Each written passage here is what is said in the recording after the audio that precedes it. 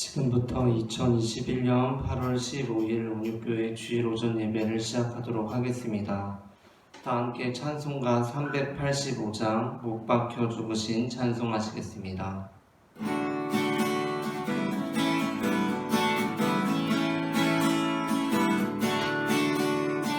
못 박혀 죽으신 하나님 어린 양 믿습니다.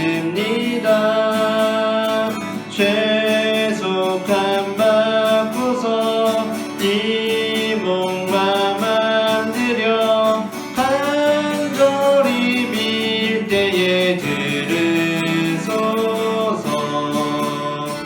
풍성한 은혜로 약한 맘도 다 열심 주고 날 대속했으니 주 사랑하는 맘 불같이 뜨겁게 하옵소서. 이 세상 어두워 길 찾지 못하니 인도하사 내 슬픈 눈물을 다시 쏟으시고 그 밝은 빛으로 이끄소서. 내 생명 꿈같이 이 세상 떠날 때 부르시고 사랑을 베푸사 평안케 하시며 영생을 누리게 하옵소서.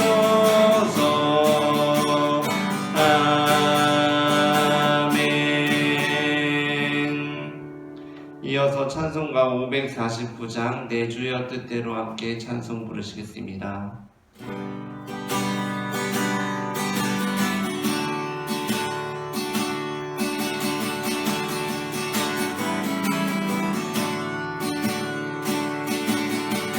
내 주여 뜻대로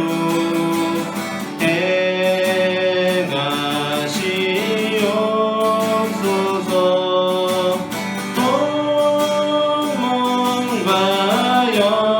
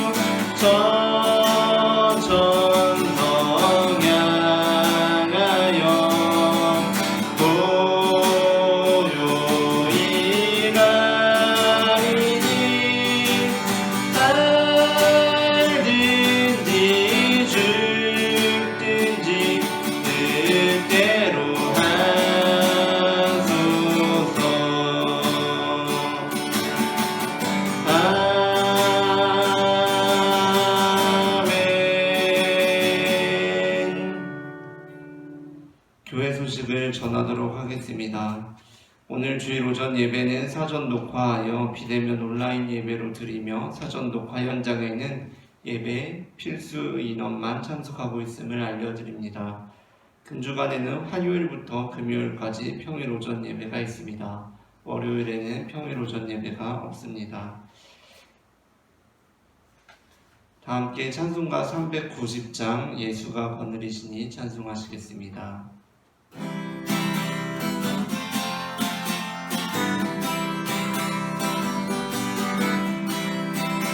예수가 거느리시니 즐겁고 평안하구나. 주야의 자고 깨는 것 예수가 거느리시네. 주 날 항상 돌보시고 날 친히 거느리시네. 주 날 항상 돌보시고 날 친히 거느리시네. 때때로 괴로움 당하면 때때로 기쁨 누리네. 풍파 중에 지키시고 평안히 인도하시네. 주 날 항상 돌보시고 날 친히 거느리시네. 주 날 항상 돌보시고 날 친히 거느리시네. 내 주의 손을 붙잡고 천국에 올라가겠네. 괴로우나 즐거우나 예수가 거느리시네. 주 날 항상 돌보시고 날 친히 거느리시네. 주 날 항상 돌보시고 날 친히 거느리시네. 이 세상 이별할 때에 마귀의 권세 이기네.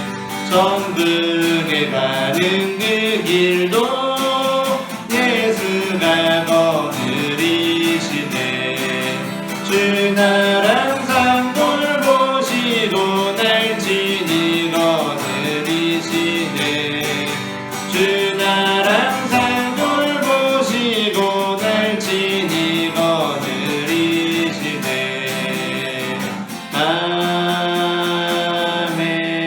아멘. 기록된 바 아브라함에게 두 아들이 있으니 하나는 여종에게서 하나는 자유 있는 여자에게서 났다 하였으며 이것은 비유니 이 여자들은 두 언약이라. 하나는 시내산으로부터 종을 낳은 자니 곧 하갈이라. 이 하갈은 아라비아에 있는 시내산으로서 지금 있는 예루살렘과 같은 곳이니 그가 그 자녀들과 더불어 종 노릇하고 오직 위에 있는 예루살렘은 자유자니 곧 우리 어머니라. 형제들아 너희는 이삭과 같이 약속의 자녀라. 우리는 여종의 자녀가 아니요 자유 있는 여자의 자녀니라. 아멘.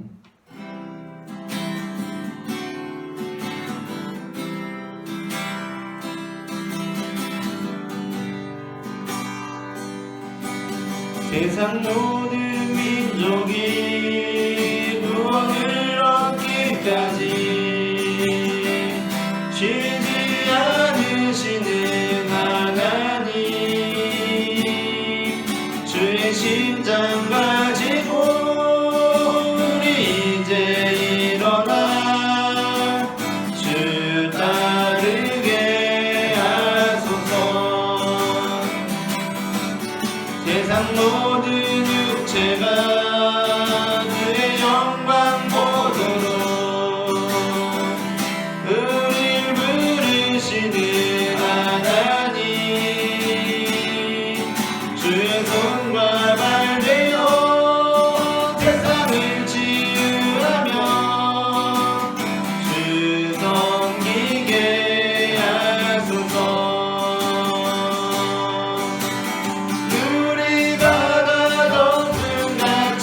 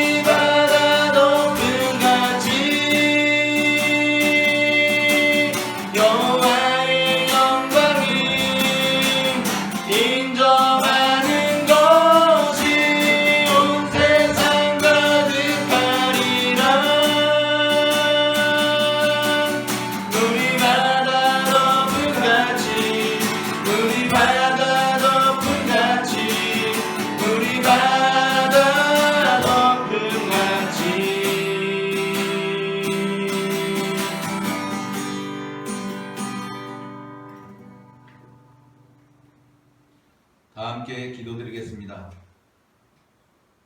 사랑과 은혜가 풍성하신 하나님 우리 아버지, 만유의 주 만왕의 왕 하나님을 예배하며 우리가 전심으로 주를 찬양합니다. 나 같은 죄인을 사랑하여 주셔서 우리 한 사람 한 사람을 주께로 불러 인도하여 주시고, 교회를 세워주시며 가정을 붙잡아 주셔서 하나님의 것으로 받으시며 하나님의 자녀로 하나님의 나라로 세워주신 주님께 감사와 찬송과 존귀와 영광을 돌립니다. 화 있을진저 회칠한 무덤 같은 너 서기관들과 바리새인들이여 하며 우리를 부르신 하나님 우리 아버지, 주께서 우리를 그렇게 부르심은 죄에 대한 책망의 말씀이며 동시에 그 죄의 함정에서 건지신 사랑의 말씀임을 우리가 깨닫고 감사함으로 주님 앞에 나와 엎드립니다. 그러나 우리들의 삶은 주님을 따라 믿음의 길을 간다고 하면서도 애굽을 떠나 홍해 앞에 직면한 이스라엘 백성들이 모세를 원망하며 하나님을 불신했던 것처럼 우리는 어려운 상황을 직면하면 주님을 신뢰하지 않고 내 힘으로 해결하려고 애쓰다가 안되면 포기하고 절망하는 습관이 있음을 고백합니다. 아직도 어린아이와 같은 우리들을 용서하여 주옵소서. 우리를 사랑하시는 주께서 십자가 형벌을 받고 마지막 물과 피를 다 쏟으시며 죽기까지 우리 죄를 대속하여 주셨는데, 우리가 하나님의 그 크신 사랑을 바라보지 못하고 육신의 정욕, 안목의 정욕, 이생의 자랑으로 살면서 낙심하고 식족했던 우리의 믿음 없음을 불쌍히 여기옵소서. 원하오니 영광 중에 계신 주님을 바라보고 기뻐 찬양하는 저희들로 새롭게 하여 주시고, 세상에 빈부귀천 어떤 상황에서도 만유의 주님 한 분만으로 만족하며 감사가 넘치는 온전한 성도 되게 하옵소서. 오늘은 이 나라가 8.15 강복 76주년을 맞이하였습니다. 이스라엘 백성을 바빌론 70년의 포로 생활에서 돌아오게 한같이 일제강점기의 아픈 상처를 싸매어 주시고 이 나라 대한민국의 은혜를 베풀어 주신 주님께 감사 찬송으로 영광 돌리며, 아직도 정치, 경제, 사회적으로 지도자들, 특히 종교 지도자들의 타락과 교회의 부패를 회개하며 주님의 용서를 간구합니다. 또 지금 온 세상은 코로나 감염병으로 혼돈 속에 있습니다. 세계 곳곳이 재난과 재앙으로 사람이 굶주려 죽고 자연은 파괴되며 동식물의 안전지대가 사라지고 있습니다. 그 원인이 인간의 이기적인 행위임을 인식하고 세계를 아름답게 창조하신 하나님의 질서와 조화를 해친 결과임을 알고 심히 회개하며 용서를 빕니다. 주님, 이 나라 대한민국에도 회칠한 무덤 속처럼 심히 죽은 자의 냄새가 가득합니다. 자신의 안위와 행복만을 추구하며 사는 개인주의가 온 땅에 가득하여 귀한 가정들이 깨지고 온 나라는 좌우로 나뉘어 대립하며 국민들은 분열되어 상대를 용납하지 않는 싸움판이 되어감을 봅니다. 하나님이시여 이 나라의 민족을 불쌍히 여기소서. 우리 마음과 생각을 고쳐주소서. 형제의 연합함이 어찌 그리 아름다운고 하며 찬양하는 그 말씀이 이 나라의 온 천하에 이루어지게 하셔서 하나님께서 기뻐하시고 그 영광이 가득한 이 시대가 되게 하옵소서. 여기 온유교회 세우시고 우리를 기도하게 하시오니 주님의 은혜를 힘입고 주 하나님께 간구합니다. 우리의 삶과 이 나라와 세계 만국의 주권이 주님께만 있사오니 우리 연약함을 불쌍히 여기시고 주님의 긍휼하심과 은혜를 따라 우리를 일으켜 주옵소서. 이 모든 말씀을 회칠한 무덤 같은 너희여 안을 먼저 깨끗게 하라고 하시며 우리를 불러주시고 새롭게 하신 예수 그리스도 이름으로 기도하옵나이다. 아멘.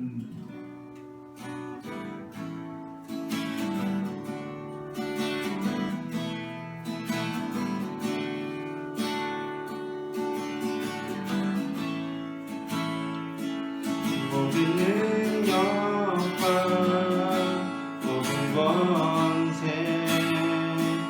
모든 것 위에 뛰어나신 주님, 세상이 증량할 수 없는 지혜로 모든 만물 창조하셨네. 모든 나라와 모든 보좌 이 세상 모든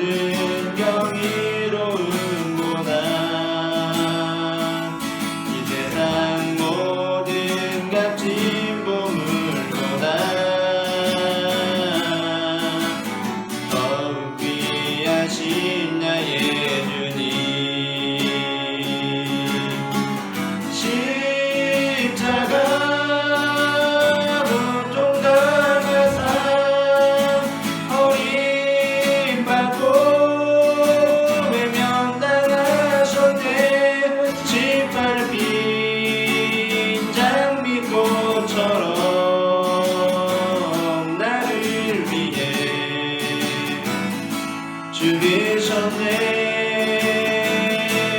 나의 주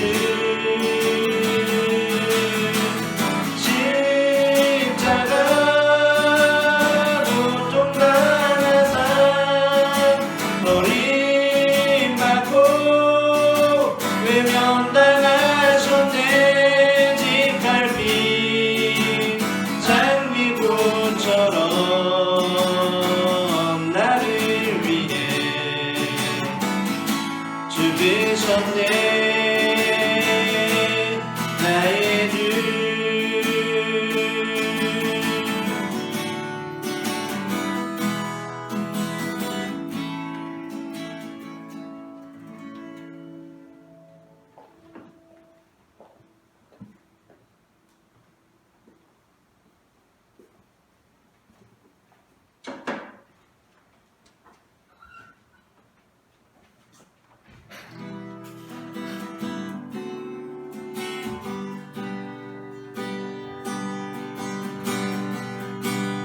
우리의 섬김이 더 낮은 곳으로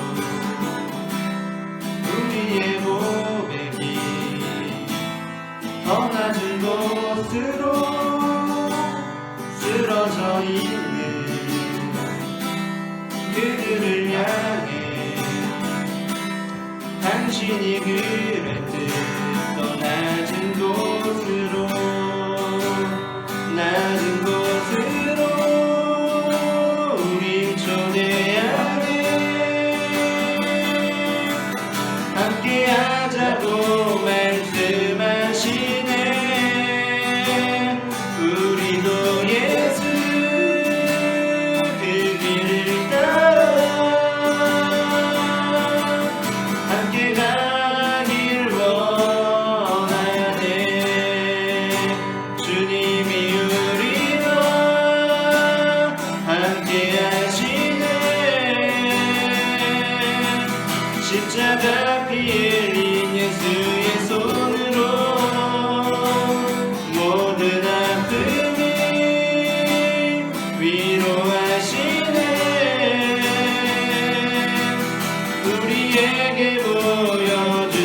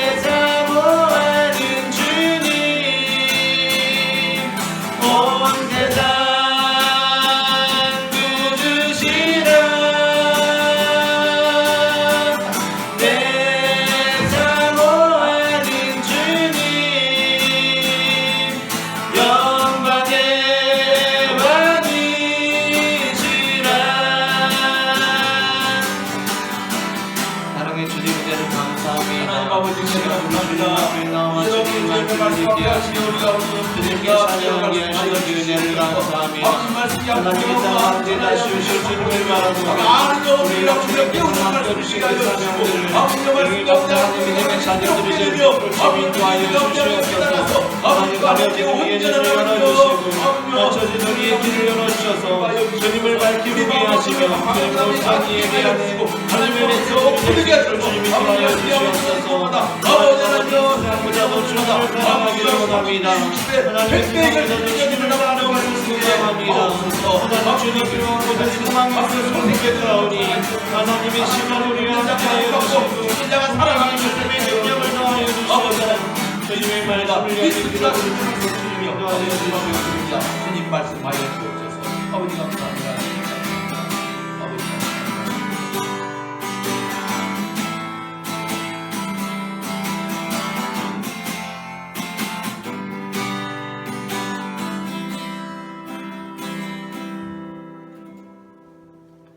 사랑의 하나님 감사합니다. 이 시간 우리가 주님의 말씀 앞에 서게 하시니 감사합니다. 어두움 속에 빛으로 찾아오시는 주님께서 이 시간 넘어지는 나를 잡아주시고 약한 마음을 담대하게 하여 주실 것을 믿음의 눈으로 바라봅니다. 주님, 주님을 보게 하여 주시옵소서. 나를 붙들어 주시옵소서. 내 뜻과 내 생각 내려놓고 주님의 음성을 기다립니다. 말씀하여 주시옵소서. 살아계신 주 예수 그리스도의 이름으로 기도합니다. 아멘. 오늘 우리가 함께 나눌 말씀은 마태복음 23장 37절부터 24장 2절까지입니다. 마태복음 23장 37절부터 24장 2절까지의 본문은 신약성경 41페이지 전후에 있습니다. 다 함께 일어나셔서 성경을 봉독하겠습니다.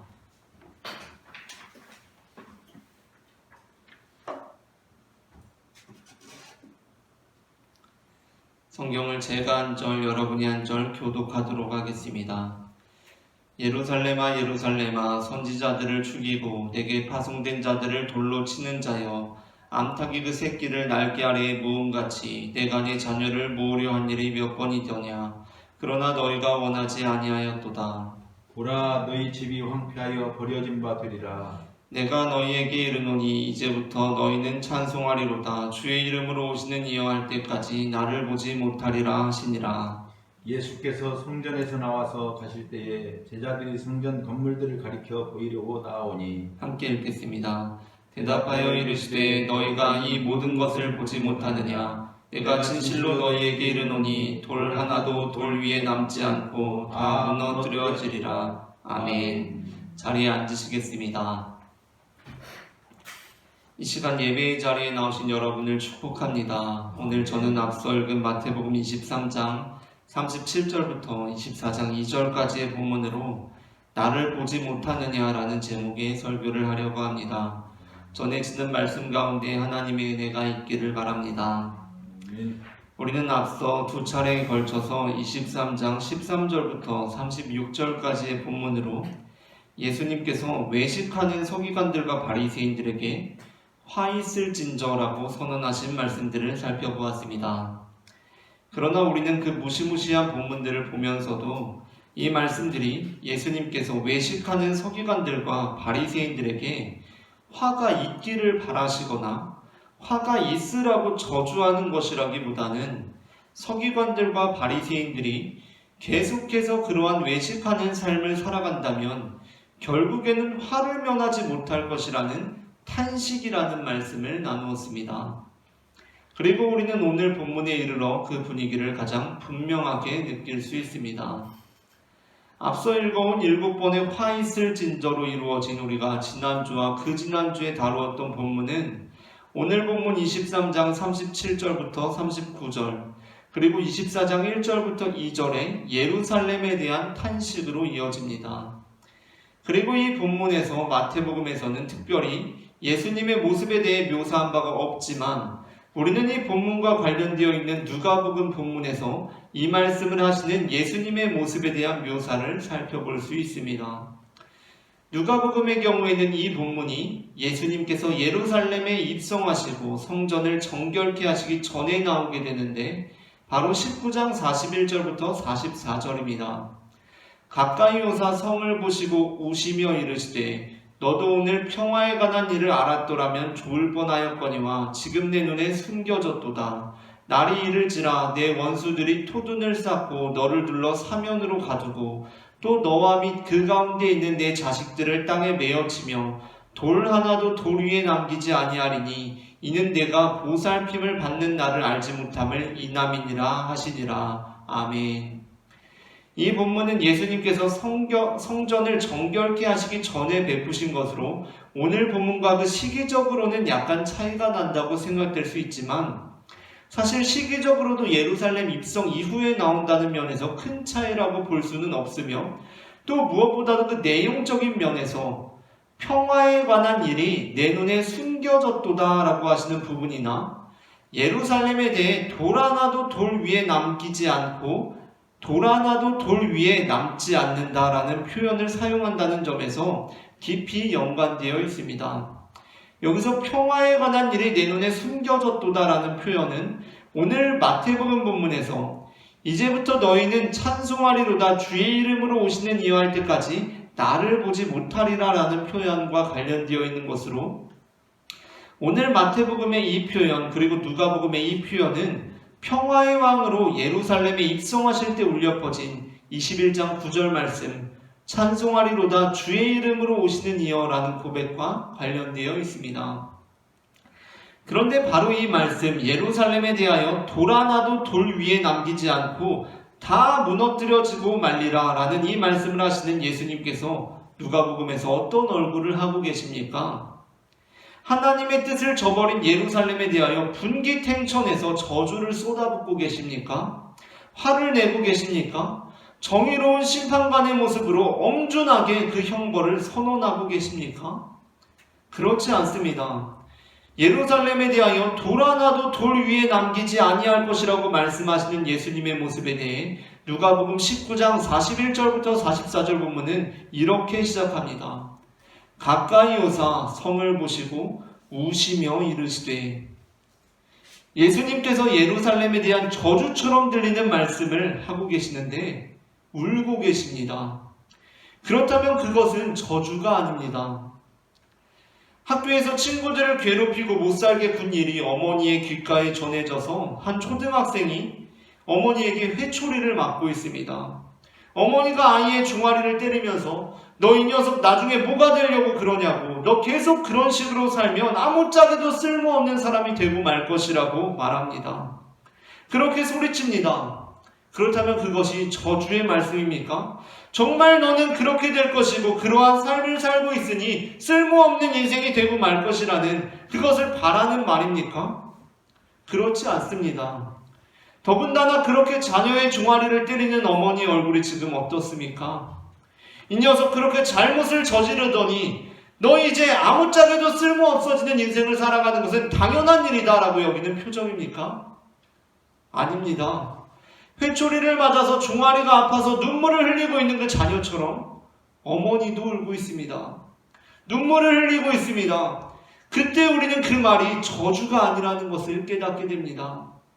그것은 말 그대로 사랑에 매인 것입니다. 예수님 역시 마찬가지였습니다.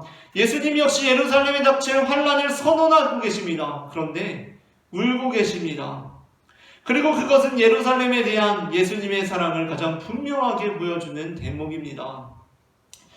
복음서에서는 예수님께서 우시는 장면이 앞서 읽은 누가복음을 포함해서 2차례 나옵니다.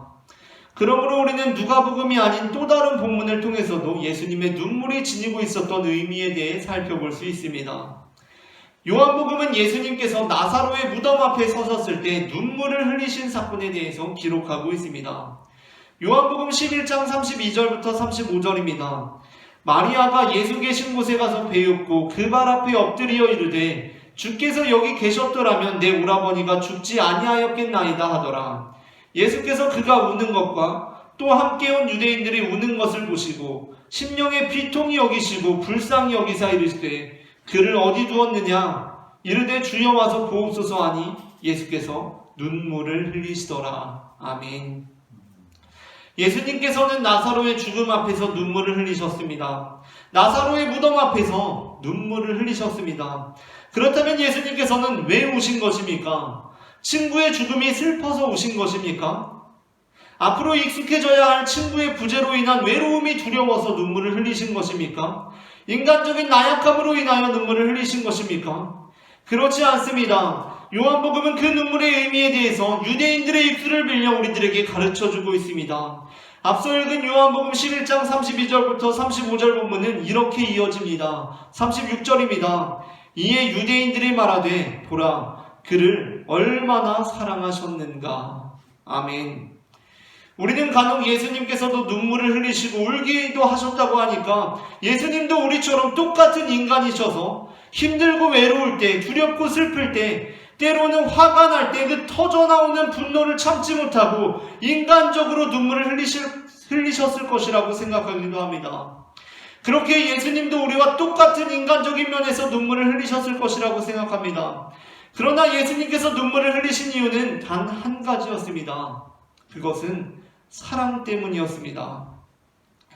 누가복음 본문은 예수님께서 예루살렘에 대하여 돌 하나도 돌 위에 남지 않을 것이라고 말씀을 하시며 울고 계셨다고 전해주고 있습니다. 그렇다면 그 울음 역시 잘못을 저지르고 있는 자녀의 종아리를 회초리로 때리면서도 그를 향한 그 무엇보다 그 누구의 것보다 큰 사랑 때문에 터져나오는 눈물을 참지 못하고 있는 어머니의 울음과 같은 울음일 것입니다.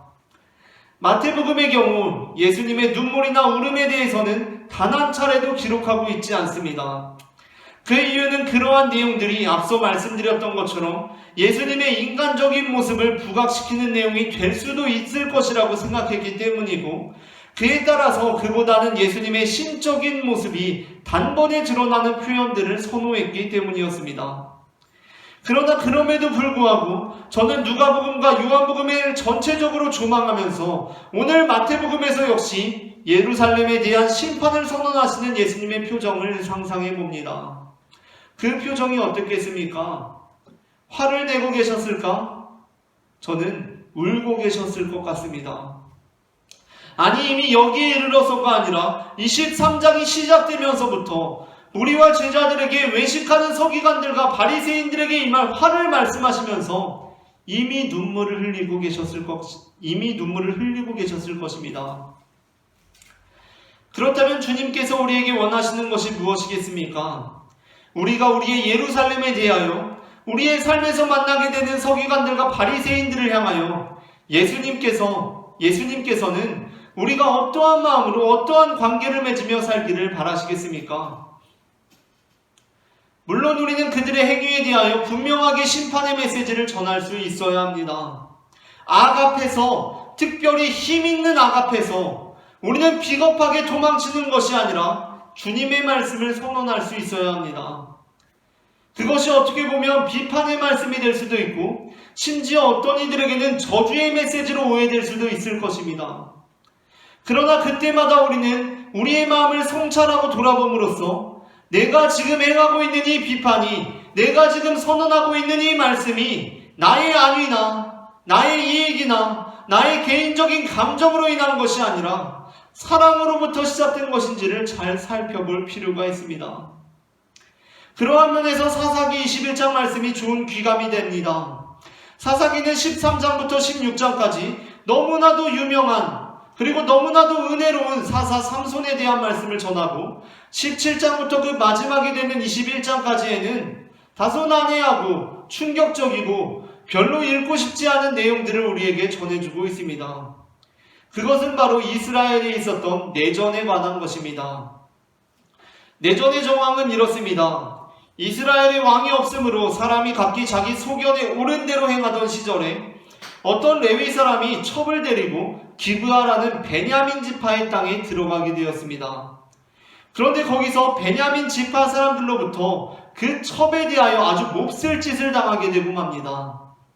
분명 베냐민 사람들은 힘없는 여인에 대해서 입에 담기도 어려운 극악무도한 일을 저질렀고, 그것은 분명히 하나님 앞에 범죄 행위였습니다.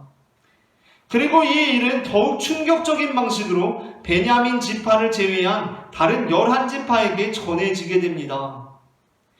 이에 따라 11지파는 베냐민 지파를 징계하기 위하여 전쟁을 불사하게 됩니다. 그러나 전쟁은 한 지파 대 11지파의 싸움이었다고 해서 쉽게 11지파의 승리로 끝난 것이 아니었습니다. 전쟁은 어느 쪽이 이길지 모르는 승패를 나누어 갖는 전투들로 이루어졌습니다. 심지어 성경에서는 사사기에서는 11지파가 오히려 열세였다는 기록들이 남겨 있습니다. 하지만 그럼에도 불구하고 우여곡절 끝에 결국에는 11지파의 승리로 내전이 끝나게 됩니다. 전쟁이라는 것은 군인을 진정한 군인으로 만드는 장이 됩니다. 실로 전쟁이야말로 군인이 진정한 군인이 되는 장일 것입니다. 무슨 말이냐면 저도 군대에 다녀왔고 또 저 같은 경우는 최전방에서 군생활을 했기 때문에 전우들과 가끔 우리가 전쟁이 나면 정말 저 앞에 나오는 북한 군인들을 총으로 쏠 수 있을까? 그러한 이야기를 자주 나누곤 했습니다. 우리는 불과 몇 개월 전, 아니 아무리 길어봐야 2년 전에는 그냥 평범하게 학교에 다니면서 강의나 듣는 대학생들이었습니다. 그리고 제가 있던 군대의 경우에는 대체로 정서적으로 안정감 있는 사람들을 차출했기 때문에 정말 말 그대로 성품이 지나치게 폭력적이거나 그러한 생활을 했던 사람들이 없었습니다. 그렇다 보니 적들을 총으로 쏘는 것에 대한 두려움 같은 것이 우리들 모두의 마음속에 있었던 것입니다. 그러나 그러한 이야기를 하다가 대체로 규결된 내용이라는 것은 아마도 그럼에도 불구하고 내가 지금 생각하기로는 저 적을 총으로 쏘는 게 겁이 나지만 전쟁이 나면 할 수 있을 것 같다는 것이었습니다. 그러니까 지금 생각해보면 쏠 수 없을 것 같은데, 내가 아무리 군인이라고 하지만 저 사람을 총으로 쏠 수 없을 것 같은데 그래도 전쟁이 나면 나는 할 수 있을 것 같다라는 것이 모든 저를 포함해서 제 전우들이 했던 말이었습니다. 그러니까 지금 전쟁이 나서 내 옆에 전우들이 총에 맞고 피를 흘리고 심지어 죽어가는 모습을 보면 나 역시도 그들을 향해 총을 쏠 수 있을 것 같다는 것이었습니다. 정말 전쟁은 군인을 진정한 군인에게 만드는 장입니다. 그런데 그뿐이겠습니까? 전쟁이 나면 어떻습니까? 사람을 죽일 수 있을 뿐만 아니라 우리가 이긴 일로, 말 그대로 우리가 사람을 많이 죽인 일로, 내가 저 사람을 총으로 쏴서 죽인 일로 기뻐하고 즐거워하고 웃는 일도 벌어지는 것이 바로 전쟁입니다. 그것이 바로 전쟁의 현실입니다. 그러한 면에서 11지파의 승리는 충분히 기뻐할 만한 승리였습니다.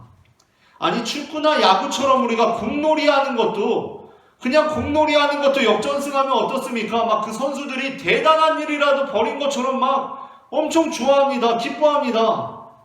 우리도 그것을 보면서 기뻐합니다. 공놀이 하는 거 역전승하면 엄청 좋아합니다. 근데 목숨이 왔다 갔다 하는 전쟁에서 역전승을 했다면 그 기분이 어떻겠습니까? 제정신이 아닐 것입니다.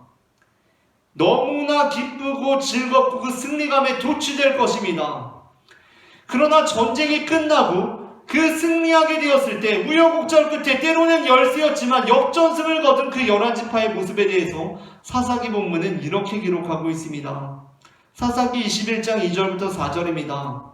승리한 후에 백성이 베델에 이르러 거기서 저녁까지 하나님 앞에 앉아서 큰 소리로 울며 이르되 이스라엘의 하나님 여호와여, 어찌하여 이스라엘에 이런 일이 생겨서 오늘 이스라엘 중에 한 지파가 없어지게 하신나이까 하더니 이튿날에 백성이 일찍이 일어나 거기에 한 제단을 쌓고 번제와 화목제를 드렸더라. 아멘.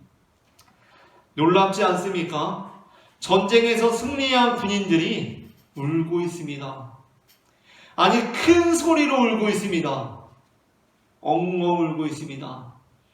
자기가 죽을지도 모르는 전쟁에서 승리했는데 승리감에 도취돼서 서로 기뻐하며 어깨동무라도 하고 전우들끼리 승리감을 만끽하는 것이 아니라 울고 있습니다. 저는 오늘날 종교 간의 갈등의 현장들을 바라봅니다. 내가 믿는 믿음으로 다른 사람들을 죽입니다. 또 종교 내의 갈등도 보게 됩니다. 내가 가지고 있는 신념으로 다른 신념들을 가진 이들을 공격합니다. 모두가 내가 믿고 있는 것이 바로 하나님의 뜻이고 유일한 진리이기 때문에 서로 싸웁니다. 물론 그럴 수도 있습니다. 그것 자체가 잘못했다는 것이 아닙니다. 어떠한 면에서 우리는 실제로 악과 싸워야 하는 사람들이기 때문에 그것이 하나님의 나라를 이루는 하나의 측면이 될 수 있습니다. 그러나 우리는 그때 우리의 모습을 늘 살펴보아야 합니다. 우리는 말씀이라는 거울을 통해 늘 우리의 모습을, 우리의 얼굴을 살펴야 합니다. 혹시 그 전쟁이라는 장을 통해서 우리가 어느새 제정신이 아닌 상태가 되어서 사람을 죽이면서도 웃고 있지는 않습니까? 우리가 이겼다고 즐거워하고 있지는 않습니까? 그들을 향한 심판의 메시지를 선언하면서 즐거워하고 있지 않습니까? 우리가 이겼다. 우리의 논리로 이겼다. 우리가 정치적으로 승리했다. 라고 하면서 웃고 즐거워하고 승리감을 만끽하고 있지 않습니까? 힘없는 한 아이를 괴롭히면서 우리 아직 청소년이라서 형벌을 면할 수 있다고 희죽대고 낄낄거리는 10대 청소년들의 모습을 볼 때처럼 저는 심판과 비판의 메시지를 전하면서 웃고 있는 우리의 모습을 볼 때 소름이 끼칩니다. 우리는 그 심판으로부터 자유로워 라고 말하는 그 모습을 볼 때 소름이 끼칩니다. 이스라엘 민족들은 그렇지 않았습니다. 이들은 전쟁을 치르면서 울고 있었습니다. 악과 싸우면서 울고 있었습니다. 희죽대고 우리가 이겼다 라고 말하는 것이 아니라 죽일 때마다, 이길 때마다 그 눈에서 눈물이 터져나오고 있는 것입니다. 어떻게 우리 안에, 우리 민족 안에 이렇게 악한 일이 벌어질 수 있는가? 그들은 자신들의 책임을 통감하며 울고 있었습니다. 오늘 본문에서 예수님도 울고 계십니다. 우리 역시 우리의 예루살렘을 바라볼 때 눈물이 나야 합니다. 우리의 서기관들과 바리새인들과 함께 살아갈 때 눈물이 흘러야 합니다. 감추려 해도 억누르려 해도 터져나오는 울음이 우리의 삶에 늘상 있는 순간들이 되어야 합니다. 그러나 우리는 그렇지 않습니다. 우리는 무엇보다 눈물을 잃어버렸고 울음을 잃어버렸습니다. 저 하나님의 뜻대로 살지도 않는, 또 하나님을 믿는다고 하면서도 제대로 믿을 줄 모르는 저 사람들 다 지옥불을 면할 수 없을 것이라고 말하면서 어떻게 그렇게 눈물 한 방울 흘리지 않을 수 있는지 우리에게는 사랑이 없습니다. 우리는 오로지 내 사정이 중요합니다. 내 상황이 중요합니다. 내가 가지고 있는 입장이 중요합니다. 내가 살아남는 것이 중요합니다. 그러한 면에서 주님을 위하여 한다는 일들이 어쩌면 주님을 위하여는 나를 위하여를 가리기 위한 그저 방편일 뿐 나를 위한 일들일 뿐인 것은 아닌지, 그 성경의 말씀들이 성취된 것은 아닌지 돌아볼 일입니다. 앞으로 읽게 될 마태복음 24장 12절은 재난이 시작되는 날에 사랑이 식어지리라 라고 말씀하십니다. 디모데후서 3장 1절부터 5절은 이렇게 말씀하고 있습니다. 너는 이것을 알라. 말세에 고통하는 때가 이르러 사람들이 자기를 사랑하며 돈을 사랑하며 자랑하며 교만하며 비방하며 부모를 거역하며 감사하지 아니하며 거룩하지 아니하며 무정하며 원통함을 풀지 아니하며 모함하며 절제하지 못하며 사나우며 선한 것을 좋아하지 아니하며 배신하며 조급하며 자만하며 쾌락을 사랑하기를 하나님을 사랑하는 것보다 더하며 경건의 모양은 있으나 경건의 능력은 부인하니 이 같은 자들에게서 네가 돌아서라. 싸울 줄은 알지만 눈물을 흘릴 줄은 모르니 이 같은 자들에게서 네가 돌아서라. 오늘 마태복음 24장 2절에서 예수님께서는 너희가 이 모든 것을 보지 못하느냐라고 말씀하십니다. 그런데 이 마태복음 24장 2절에 너희가 이 모든 것을 보지 못하느냐라는 이 본문은 마태복음 안에서 굉장히 어색한 본문 중에 하나입니다. 마가복음을 참고해서 기록된 마태복음은 대체로 그 글이 정교하게 고쳐져 있습니다. 그러니까 마태복음은 원래 마가복음이라는 문헌을 참고해서 기록하게 되었는데 그렇다 보니까 마가복음에 조금 어색한 문장들을 다 고쳐 쓰는 경향이 있습니다. 정교하고 자연스럽게 고쳐 쓰는 것입니다. 그러나 이 본문은 오히려 마가복음에는 자연스럽던 문장이 마태복음으로 오면서 어색해졌습니다. 마가복음 13장 1절부터 2절입니다. 예수께서 성전에서 나가실 때에 제자 중 하나가 이르되 선생님이여 보소서 이 돌들이 어떠하며 이 건물들이 어떠하나이까. 예수께서 이르시되 네가 이 큰 건물들을 보느냐? 돌 하나도 돌 위에 남지 않고 다 무너뜨려지리라 하시니라. 아멘. 이 마가복음 본문에서 예수님께서는 성전 건물을 보고 있는 제자에게 네가 이 큰 건물들을 보느냐? 라고 아주 자연스럽게 말씀하십니다. 그런데 마태복음은 어떻습니까? 오늘 본문 24장 1절부터 2절입니다. 예수께서 성전에서 나와서 가실 때 제자들이 성전 건물들을 가리켜 보이려고 나오니 대답하여 이르시되 너희가 이 모든 것을 보지 못하느냐? 내가 진실로 너희에게 이르노니 돌 하나도 돌 위에 남지 않고 다 무너뜨려지리라. 마태복음에서는 성전 건물들을 가리켜 보이는 제자들에게 예수님께서 너희가 이 모든 것을 보지 못하느냐라고 아주 어색하게 말씀하십니다. 그래서 우리가 읽는 개역개정 성경이 아니라 다른 번역들 중 다수의 성경들은 이 본문을 개역개정과는 다른 방식으로, 그러니까 마가복음에 오히려 가깝게 번역해 놓았습니다. 예수님께 어떤 제자가 선생님 이 건물이 어떻습니까? 라고 말하자 예수님께서 너희가 이 건물들을 보지 못하느냐? 이 큰 건물들을 보느냐? 라고 그렇게 번역하고 있는 것입니다. 그러나 개역개정은 이 어색한 문장 그대로 번역해 두었습니다. 그 이유는 실제로 마태복음의 원어가 이상하게도 마가복음으로부터 그 본문을 가져오면서 마가복음보다도 오히려 더 어색하게 기록되어 있기 때문입니다. 그렇다면 우리는 그냥 가장 쉬운 방법으로 말이 되게 번역하기보다는 그냥 마가복음이 맞다라고 생각하는 것보다는 이 본문이 왜 다른 본문들과는 달리 마가복음에서 마태복음으로 오면서 더 어색해졌는지를 고민해 보아야 합니다. 제 생각에 그 이유는 다분한 마태복음의 의도 때문입니다. 마태복음의 경우는 예수님께서 제자들에게 네가 이 큰 건물들을 보느냐라고 말씀하신 것이 아니라 너희가 이 모든 것을 보지 못하느냐라고 말씀하셨다고 기록했습니다. 그 이유는 제자들의 시야가 지금 예수님의 사역에 대하여 모든 것을 전체적으로 조망하고 있지 못하다고 판단했기 때문이었습니다. 그러니까 너희가 이 모든 것을 보지 못하느냐라는 말씀은 어떤 말씀입니까? 너희가 지금 모든 것을 보고 있다는 것입니까? 제대로 보고 있다는 것입니까? 그것이 아닙니다. 너희가 모든 것을 보고 있지 못한다는 것입니다. 그러므로 우리는 이어지는 본문을 단순히 예루살렘 성전을 지칭한다기보다는 더 넓고 높고 깊은 의미에서 조망해 볼 필요가 있습니다. 그렇다고 한다면 여기서 예수님께서 사실 돌 하나도 돌 위에 남지 않고 다 무너뜨려지리라 라는 말씀이 단순히 예루살렘 성전을 향한 말씀이 아니라 다른 것을 의미한다고 생각할 수 있습니다. 물론 이 본문은 1차적으로는 예루살렘 성전을 향한 말씀입니다.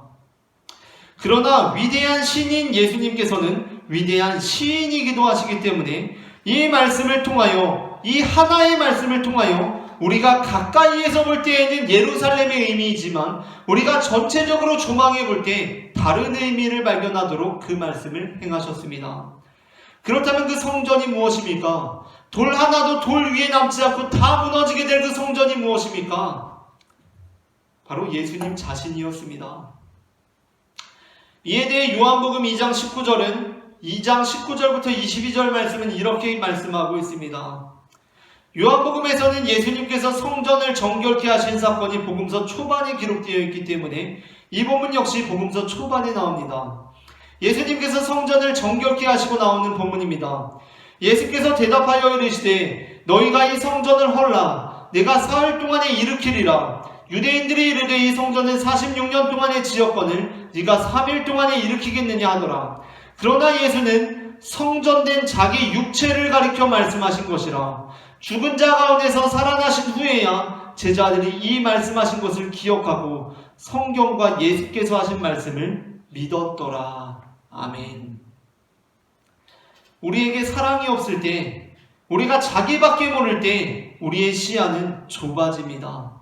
나밖에 모릅니다. 나밖에 볼 줄 모릅니다. 나만 봅니다. 세상적인 것들만 바라봅니다. 누가복음 21장 5절에 나오고 있는 것처럼 우리의 입술은 오로지 그 예루살렘 성전의 아름다운 돌과 헌물로 꾸민 것을 말하는 데만 바쁩니다. 주님을 바라보지 못합니다. 주님을 인식하지 못합니다. 예수님께서는 지금 내 옆에서 예루살렘의 심판을 말씀하시면서, 그리고 우리를 위해 당하실 고난을 말씀하시면서 그들에 대한 사랑 때문에, 우리에 대한 사랑으로 인해서 울고 계신데, 눈물을 흘리고 계신데, 우리는 한편으로는 우리랑 생각이 맞지 않는 이들을 다 죽이고 비판하고 저주하면서, 또 한편으로는 세상적인 것에 눈이 홀려서 그것을 말하는 데만 바쁩니다. 그것이 문제라는 것입니다. 누가복음 23장 26절부터 28절에는 예수님께서 나를 위하여, 곧 예수님을 위하여 울지 말고 너희와 너희 자녀를 울라라는 말씀을 들은 예루살렘의 딸들에 대한 말씀이 나옵니다. 누가복음 23장 26절부터 28절입니다. 그들이 예수를 끌고 갈 때에 시몬이라는 구레네 사람이 시골에서 오는 것을 붙들어 그에게 십자가를 지워 예수를 따르게 하더라. 또 백성과 및 그를 위하여 가슴을 치며 슬피 우는 여자의 큰 무리가 따라오는지라. 예수께서 돌이켜 그들을 향하여 이르시되 예루살렘의 딸들아, 나를 위하여 울지 말고 너희와 너희 자녀를 위하여 울라. 아멘. 앞서 누가복음 19장 44절에서 예루살렘의 함락과 관련하여 네 원수들이 너와 및 그 가운데 있는 네 자식들을 땅에 메어 칠 것이라고 말씀하신 예수님께서는 이제 예루살렘의 딸들에게 너희는 나를 위하여 울지 말고 너희와 너희의 자녀를 위하여 울라라고 말씀하십니다. 그런데 우리는 어떻습니까? 사실 그것이 참 안 됩니다. 잘못한 사람들에게 화를 내기는 쉽고, 비판을 하기는 쉽고, 공격하기는 쉽고, 저주하기는 쉽지만 어쩐지 눈물이 나지는 않습니다. 그 이유가 무엇입니까? 저는 그 이유가 어쩌면 우리가 이미 울고 있지 않기 때문일지도 모르겠습니다. 우리는 어느새 내 친구들, 내 이웃들, 내 원수들을 바라보아도 눈물이 흐르지 않는, 눈물이 말라버린 사람들인 것이 아니라 어느새 주님의 십자가를 바라보면서도 그저 멀뚱히 바라볼 뿐 눈물이 흐르지 않는 것입니다. 예수님께서는 마지막에 11 제자에게 마지막 말씀을 분부하신 것처럼, 그리고 요한복음에서 그 사랑하시는 제자에게 그 어머니를 부탁하신 것처럼 지금 특별히 어떠한 사람들에게 이 사명을 위임하고 계십니다. 그들이 어떠한 사람들입니까? 예수님의 십자가를 바라보면서 엉엉 울고 있는 사람들입니다. 예수님의 십자가를 바라보면서 엉엉 울고 있는 예루살렘의 딸들을 향해 예수님께서는 너희는 이제 너희와 너희 자녀들을 위해서 울어라 라고 그 사명을 부탁하고 계십니다. 그러나 우리는 어떻습니까? 우리는 이미 그 사명을 받지 못할 정도로 눈물이 말라버린 사람들이라는 것입니다. 그 돌 위에 돌 하나 남지 않고 처참하게 무너진 흔적을 바라보면서 눈물 한 방울이 나오지가 않는 것입니다.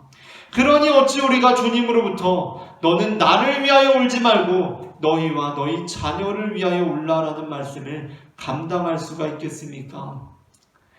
그러므로 이 시간 혹시 내 친구들을 생각해도, 내 이웃들을 생각해도, 내 원수들을 생각해도 도저히 눈물 한 방울 나오지 않으시는 분들이 있다면 절대 억지로 울려고 하지 마시기를 바랍니다. 억지로 울지 말아야 합니다. 그보다도 우리는 암탉이 그 새끼를 날개 아래에 모음같이 우리를 품으시고 우리를 구원하시는 예수 그리스도를 바라보며 그분의 사랑을 알기를 원하며 그분의 십자가를 묵묵히 바라보아야 합니다. 이제 보다 넓은 시각을 가지고 보다 깊은 시각을 가지고 보다 높은 시각을 가지고 예루살렘에 멈추어 있는 우리의 시선을 우리의 성전이 되시는 주님을 바라보아야 한다는 것입니다. 우리가 믿는 진리 안에서 이웃에 대한 사랑, 원수에 대한 사랑, 적을 미워하고 증오하고 공격하는 것이 아니라 그로 인하여 아파하고 애통해하는 이 마음은 오로지 예수 그리스도 안에서 가능합니다. 그러므로 만일 우리 안에 이웃에 대한 사랑, 원수에 대한 사랑, 원수들을 생각할 때 마음이 아프고 애통한 마음이 없다면 우리가 회복할 것은 예수 그리스도에 대한 우리의 마음입니다. 그분께서는 우리를 위해 십자가를 지셨습니다. 그 십자가를 지고 골고다 언덕으로 오르셨습니다. 참으로 그분은 황폐하게 버려진 바 되었으며 돌 하나도 돌 위에 남지 않고 처참하게 무너져 내리셨습니다. 우리는 이제 그분을 온전히 바라보아야 합니다. 이 모든 것을 보지 못하느냐? 나를 보지 못하느냐? 너희는 이 모든 것을 볼 수 있는 자들이 되어야 한다는 주님의 그 음성을 듣고 세상적인 시각에서 볼 때에는 휘황찬란하게 보이지만 하나님의 영광이 떠나버린 예루살렘 성전이 아니라 세상적인 시각에서 볼 때에는 눈길조차 가지 않는 그러한 하나님의 영광이 다시 임할 참된 성전 예수 그리스도를 바라보아야 합니다. 그 참된 성전 십자가에 달리신 예수 그리스도를 통하여 살아계신 하나님께서 그를 다시 일으켜 세우사 우리에게 새 소망을 주시며 우리의 무너진 믿음을 다시 수축하시고 우리의 식어진 사랑을 다시 뜨겁게 해주실 것입니다.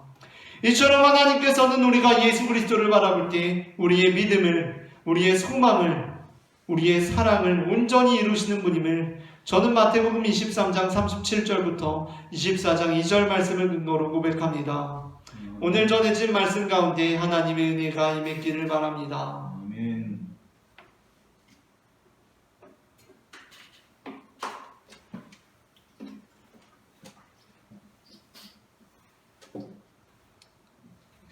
이 시간에는 우리 함께 찬양하기 원합니다. 주님, 우리가 주님의 사랑을 깨닫기를 원합니다.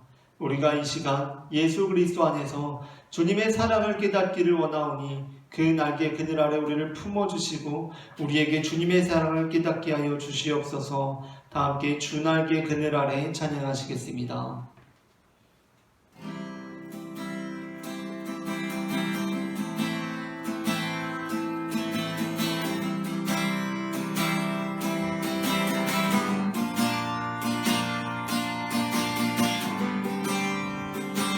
주 날개 그늘 아래 주 날개 그늘 아래 주님의 거룩한 처소에서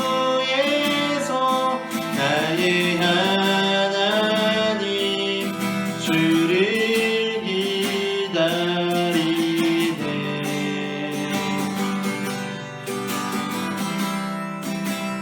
이곳 주의 처소에서 주의 사랑이 나를 이끄시니 주 알기 위해 나를 드립니다.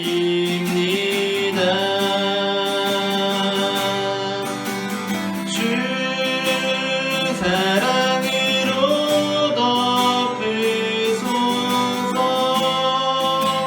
주님의 마음 깊은 곳으로 나를 인도하소서.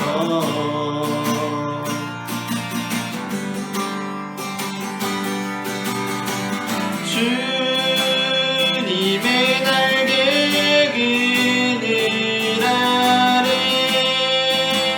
나를 보아소서. 주 알기 원합니다.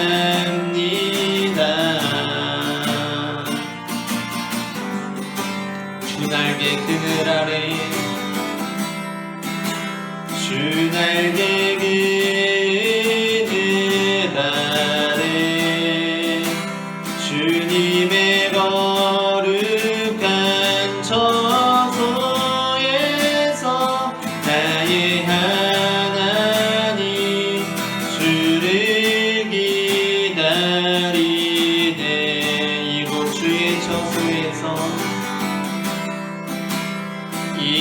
주의 처소에서 주의 사랑이 나를 이끄시니 주 알기 위해 나를 드립니다.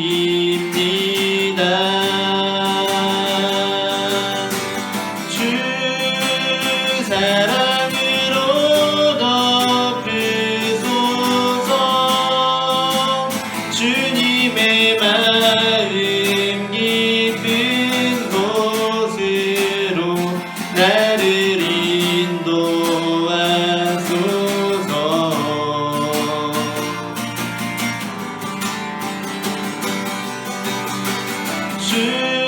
주님의 날개 그늘 아래 나를 보아소서.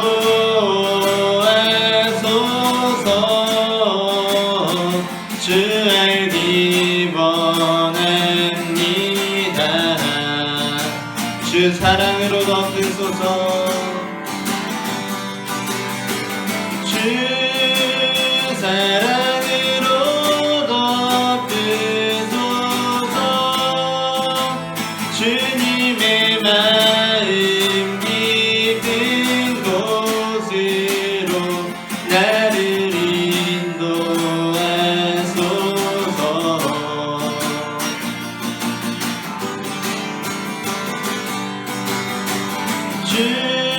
주님의 날개 그늘 아래 나를 보아소서.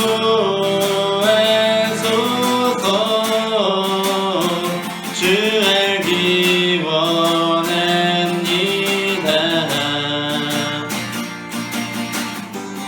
무엇이 변치 않아 무엇이 변치 않아 내 소망이 되며 무엇이 한결같아 내 삶을 품으리.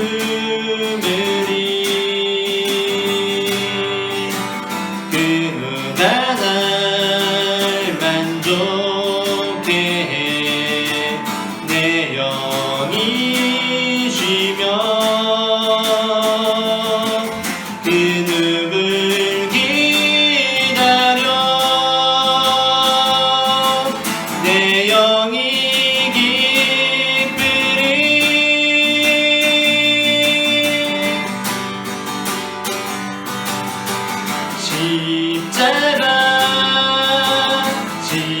십자가 그 그늘 아래 내 소망이 있네.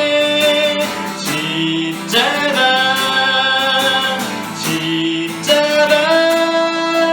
그 그늘 아래 내 생명이 있네.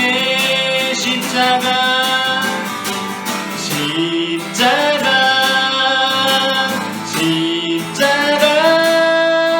그 그늘 아래 내 소망이 있네. 십자가 그 그늘 아래 내 생명이. 다시 한번 고백합니다. 십자가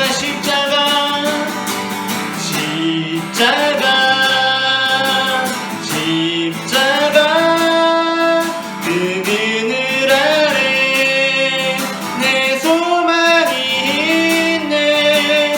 십자가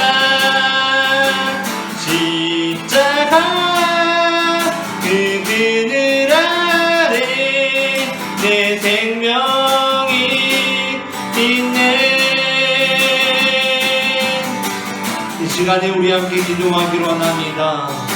사랑의 주님, 이 시간 우리가 주님을 다시 보기를 원합니다. 너희가 왜 나를 보지 못하느냐?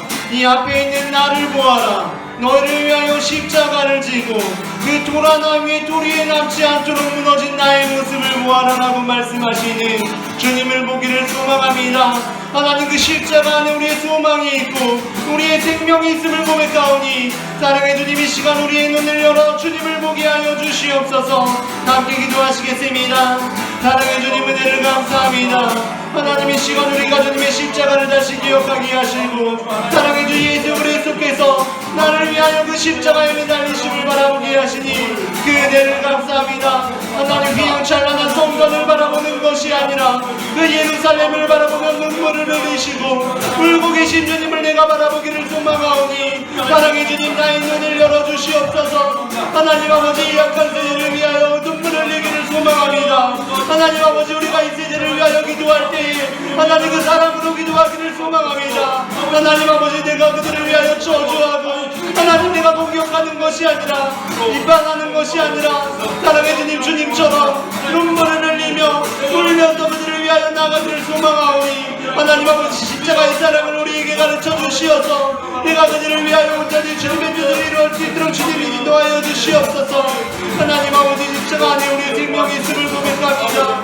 주여, 그 사랑을 우리를 품어주시고 그들 안에 우리를 보호하시는 주님의 사랑을 늘 기억하며 살아가는 주님의 자녀들이 될 수 있도록 주님이 인도하여 주시옵소서. 아버지 감사합니다. 인도하시는 감사합니다.